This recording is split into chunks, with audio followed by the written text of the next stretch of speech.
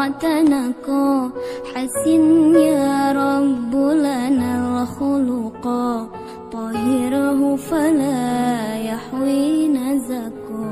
أدفيت على الحسن العبقا فالورد تذوى واعتنقا حسن يا رب لنا الخلقا طهره فلا يحوي نزقا واجعله